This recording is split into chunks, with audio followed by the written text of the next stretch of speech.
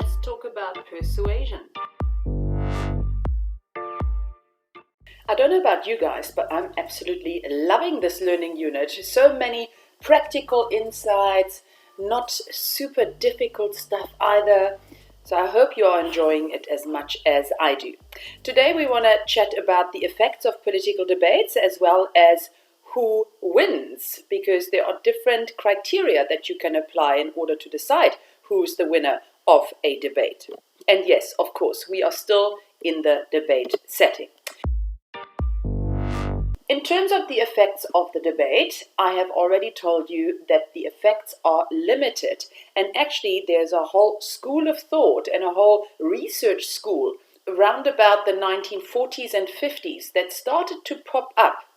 People who looked at the mass media and particularly political communication and actually found out that the media are not very successful changing your mind about political candidates or political parties. And what the media can do and what the media are very successful in doing is to reinforce your conviction. The psychology behind it is actually quite simple. We have chatted about cognitive dissonance as a theory, and I want you then, and I will re-warn you now, cognitive dissonance is a theory that will pop up at all times. And for you to understand that people like consistency and are easily persuaded if they are confronted with inconsistency is really a building block of you understanding this semester's module. So coming back to the debate effects theories, it actually says here that people, of course, strive through their exposure and through their perception to maintain cognitive consistency. To make this a little bit clearer, if I'm a fan of the DA, I will probably not expose myself to many messages to do with the EFF or the Inkatha Freedom Party or COPE. I will rather, in order to keep my balance internally, expose myself to DA messages. Why? Because it's easy for me to slot in the kind of messages that I'm receiving from them. Cognitive dissonance also says that we do not really like to change our minds. See my example here?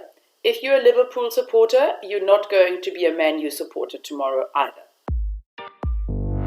Where the effects come in, as I said, in the reinforcement of your conviction, but also for those undecided or wavering voters, as well as for voters who are coming late into the decision game, you might have an impact with them. In terms of the negative effects, the unwanted, unintended effects, you also need to keep them on the card.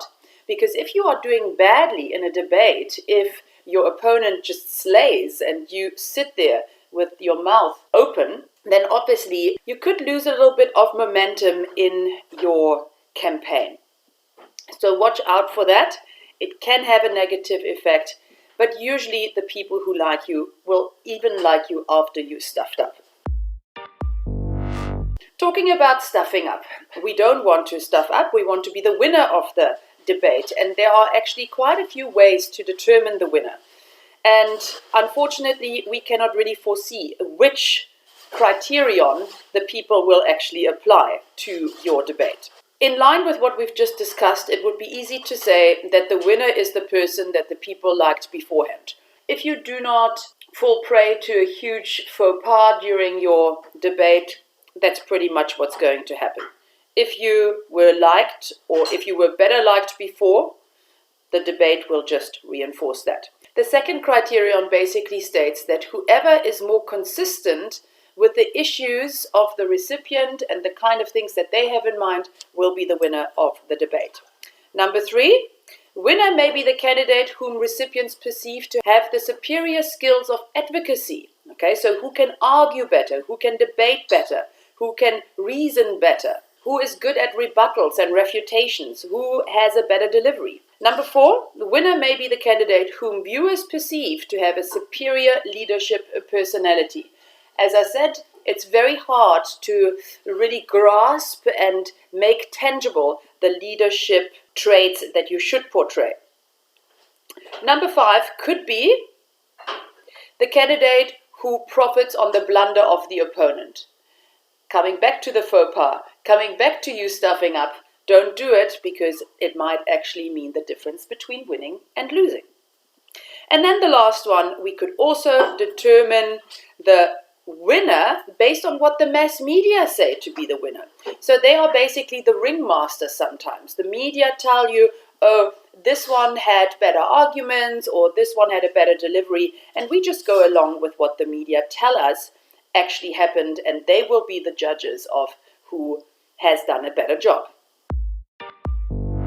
Here we go. This is it for now. The debate effects, not many. And in terms of the winner, luck of the draw. That's it for today. Keep on learning.